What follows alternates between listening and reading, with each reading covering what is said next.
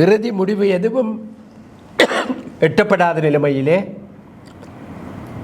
மீண்டும் ஒருமுறை கூடி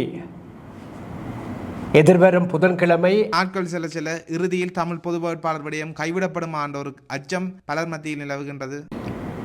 குறிப்பாக வேட்பாளர் யார் என்பதை இன்றைய தினம் முடிவு செய்ய முடியும் என்கிற நம்பிக்கையோடு நாங்கள் இந்த கலந்துரையாடலை நீதிபதி இளஞ்செழியன், சிவாஜிலிங்கம், அனந்தி சசீரன், விக்னேஸ்வரன் எங்களுடைய தேர்தல் விஞ்ஞாபனத்திலே 13வது திருத்தம் பற்றி பெரிதாக எதுவும் பிரஸ்தாபிக்கப்படுவதற்கான காரணம் எதுவும் கிடையாது. தமிழ் மக்கள் பொதுச்சபையினுடைய உறுப்பினர்களுக்கிடையே நீண்ட விவாதங்கள் இடம்பெற்றிருக்கின்றன. யாரை தெரிவு செய்வது என்பதில் குழப்ப நிலை காணப்படுவதாக தெரிய வருகின்றது. 2 வேட்பாளர்கள் தொடர்பிலே தீவிரமான ஆலோசனைகளை மேற்கொள்ள வேண்டிய சூழ்நிலை. ஒரு வேட்பாளரைத்தானே நிறுத்த முடியும். ஆகவே சற்று பொறுமை காக்க வேண்டும். தமிழ் பொது வேட்பாளரை உறுதி செய்து அறிவிப்பதற்கான முக்கிய கலந்துரையாடல் ஒன்று இன்றைய தினம் யாழ்ப்பாணத்தில் அமைந்துள்ள தனியார் விருந்தினர் விடுதி ஒன்றில் இடம்பெற்றிருந்தது. மதியம் 1:30 மணி அளவில் ஆரம்பமான இந்த கலந்துரையாடல் மாலை 5 மணி வரை இடம்பெற்றிருந்தது. சுமார் 3.5 மணி நேரம் இடம்பெற்ற இந்த கலந்துரையாடலில் பல்வேறு விடயங்கள் பேசப்பட்டதாக தெரிய வருகின்றது. எனினும் பொது வேட்பாளர் தொடர்பிலே ஒரு இறுதியான முடிவு எடுக்கப்படவில்லை என தெரிய வருகின்றது. இலங்கையினுடைய ஜனாதிபதி தேர்தலிலே தமிழ் பொது வேட்பாளர் ஒருவரை நிறுத்தி தமிழ் மக்களுடைய அபிலாசைகளை சர்வதேசத்துக்கு வெளிக்கொணர வேண்டும் என்ற அடிப்படையில் தமிழ் சிவில் சமூகங்கள் மற்றும் தமிழ் தேசிய கட்சிகள் இணைந்து தமிழ் மக்கள் பொதுச்சபை என்ற ஒரு அமைப்பினை ஸ்தாபித்து பொது வேட்பாளர் தொடர்பான நகர்வுகளை மேற்கொண்டு வந்தார்கள். இந்நிலையில் பொது வேட்பாளர் தொடர்பிலே ஒரு இறுதியான முடிவினை எடுக்கும் முகமாக இன்றைய தினம் தமிழ் மக்கள் பொதுச்சபையினர் கூடிய போதும் ஒரு உறுதியான முடிவினை எடுக்க முடியவில்லை. பொது வேட்பாளராக பலருடைய பெயர்கள் முன்மொழியப்பட்டிருந்தது. கிழக்கு மாகாணத்துக்கு முன்னுரிமை என்ற அடிப்படையிலும் கிழக்கு மாகாணத்தின் பெண்ணுக்கு முன்னுரிமை என்ற அடிப்படையிலும் பலருடைய பெயர்கள் முன்மொழியப்பட்டிருந்தது. அதில் குறிப்பாக நீதிபதி இளஞ்செழியன், சிவாஜிலிங்கம், அனந்தி சசீரன், விக்னேஸ்வரன் போன்றவருடைய பெயர்கள் அதிலே முன்மொழியப்பட்டிருந்தன. இந்த முன்மொழிவுகளின் அடிப்படையில் இருவருடைய பேர் இறுதி செய்யப்பட்டிருந்தது. அதாவது ஜனாதிபதி சட்டத்தரணி KV தவராசா மற்றும் தமிழரசு கட்சியினுடைய மட்டக்களப்பு மாவட்ட முன்னாள் நாடாளுமன்ற உறுப்பினர் அரியேந்திரன் அவர்களுடைய பெயர் முன்மொழியப்பட்டிருந்தது. இறுதியாக இருவரில் ஒருவரை அறிவிப்பதில் நீண்ட நேர தாமதங்கள் இடம்பெற்றிருக்கின்றன. தமிழ் மக்கள் பொதுச்சபையினுடைய உறுப்பினர்களுக்கிடையே நீண்ட விவாதங்கள் இடம்பெற்றிருக்கின்றன. யாரை தெரிவு செய்வது என்பதில் குழப்ப நிலை காணப்படுவதாக தெரிய வருகின்றது. இன்றைய கலந்துரையாடலில் டெலோவினுடைய தலைவரும் நாடாளுமன்ற உறுப்பினருமாகிய செல்வம் அடைக்கலநாதன் கலந்து கொண்டிருந்தார். அதுபோல தமிழ் தேசிய கட்சி சார்பிலே நாடாளுமன்ற உறுப்பினரும் அதன் தலைவரும் ஆகிய ஸ்ரீகாந்த் அவர்கள் கலந்து கொண்டிருந்தார். ஈழ மக்கள் புரட்சிகர விடுதலை முன்னணி சார்பிலே முன்னாள் நாடாளுமன்ற உறுப்பினர் சுரேஷ் பிரேமச்சந்திரன் கலந்து கொண்டிருந்தார். இதுபோல தமிழ் மக்கள் பொதுச்சபையினுடைய உறுப்பினர்களாகிய நிலாந்தன், ஜோதிலிங்கம், ஜதீந்திரா உள்ளிட்ட பலரும் கலந்து கொண்டிருந்தார்கள். ஒட்டுமொத்த தமிழினமும் தமிழ் மக்கள் பொதுச்சபையினுடைய முடிவுகளுக்காக காத்திருந்தன. இன்றைய தினம் ஒரு காத்திரமான முடிவு அறிவிக்கப்படும் என எதிர்பார்க்கப்பட்டிருந்தது. எனினும் அந்த முடிவுகள் பிற்போடப்பட்டிருக்கின்றன. தமிழ் மக்கள் பொதுச்சபையினர் இதனுடைய ஒரு விளக்கமளிக்கும் ஊடக சந்திப்பு ஒன்றை நடாத்தியிருக்கிறார்கள். அதனையும் பார்க்கலாம். எல்லோருக்கும் வணக்கம்.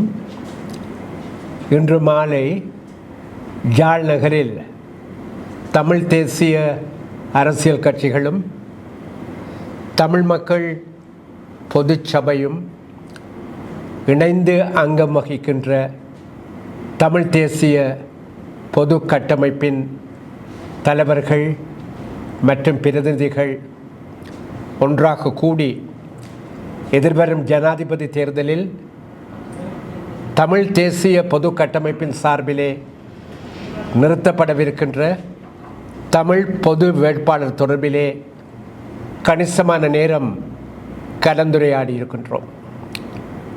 குறிப்பாக வேட்பாளர் யார் என்பதை இன்றைய தினம் முடிவு செய்ய முடியும் என்கிற நம்பிக்கையோடு நாங்கள் இந்த கலந்துரையாடலை நிகழ்த்தியிருந்தாலும் கூட தெரிவுகளை ஒவ்வொன்றாக ஒதுக்கி ஈட்டிலே 2 வேட்பாளர்கள் தொடர்பிலே தீவிரமான ஆலோசனைகளை மேற்கொள்ள வேண்டிய சூழ்நிலை ஏற்பட்டிருக்கிறது. இறுதி முடிவு எதுவும் எட்டப்படாத நிலைமையிலே மீண்டும்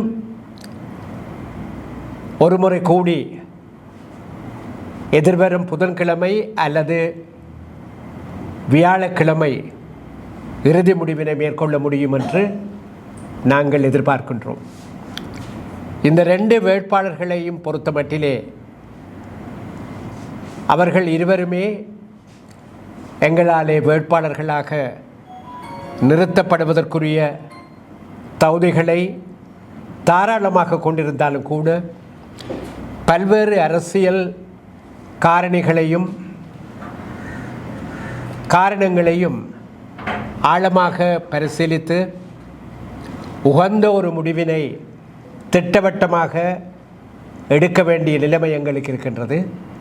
அந்த வகையிலே எங்களுடைய வேட்பாளர் யார் என்பதை எமது மக்களுக்கு எதிர்வரும் புதன்கிழமை, தவறினால் வியாழக்கிழமை நாங்கள் பகிரங்கமாக அறிவிப்போம். அதுவரையிலே எங்களுடைய கலந்தாலோசனைகள் உள்ளக ரீதியாக தொடர்ந்து இடம்பெறும். அத்துடன் எங்களுடைய தேர்தல் விஞ்ஞாபனம் தொடர்பிலும் தேர்தல் நடவடிக்கைகளுக்காக முன்னெடுக்க வேண்டிய அவசியமான விடயங்கள் தொடர்பிலும் இன்று நாங்கள் விவாதித்திருக்கிறோம். எதிர்வரும் ஜனாதிபதி தேர்தலில் நாங்கள் நிறுத்தப் போகிற தமிழ் பொது வேட்பாளர் தமிழ் மக்களுடைய ஆதரவினை அமோகமாக பெற்றுக்கொள்வதற்கு ஏதுவான சகல நடவடிக்கைகளையும் நாங்கள் ஒழுங்காக மேற்கொள்ள முடியும் என்று தீவிரமாக நம்புகின்றோம்.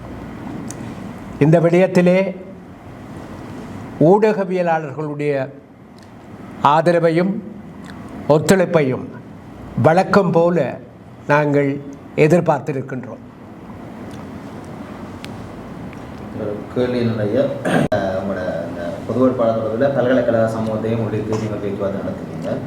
ஒரு கருத்து ஒன்று சொல்லப்படுது அப்படின்னு சொல்லிட்டு அந்த உங்களோட தேர்தல் விஞ்ஞாபனம் அமைய போகிற தேர்தல் விஞ்ஞாபனத்தில் வந்து 13ஆம் திருத்தம் என்ற விஷயம் முற்றாக நீக்கப்பட வேண்டும் என்ற ஒரு கோரிக்கையை பல்கலைக்கழக சமூகம் இருக்க உள்ளதாக இருக்கிறது. 13வது திருத்தம் எந்த சந்தர்ப்பத்திலும் தமிழ் தேசிய பிரச்சினைக்கான தீர்வு அல்ல என்பதை சகல தமிழ் தேசிய சக்திகளும் மீண்டும் மீண்டும் கூறி வந்திருக்கின்றன. இந்த பின்னணியிலே எங்களுடைய தேர்தல் விஞ்ஞாபனத்திலே 13வது திருத்தம் பற்றி பெரிதாக எதுவும் பிரஸ்தாபிக்கப்படுவதற்கான காரணம் எதுவும் கிடையாது.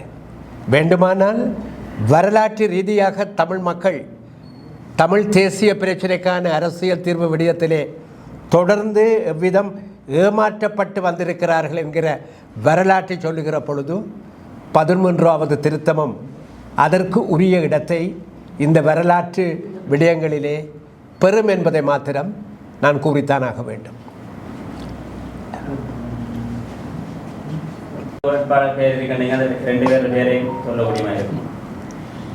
இந்த விடயத்திலே ஒரு பேரைத்தானே நாங்கள் சொல்ல முடியும், ஒரு வேட்பாளரைத்தானே நிறுத்த முடியும்.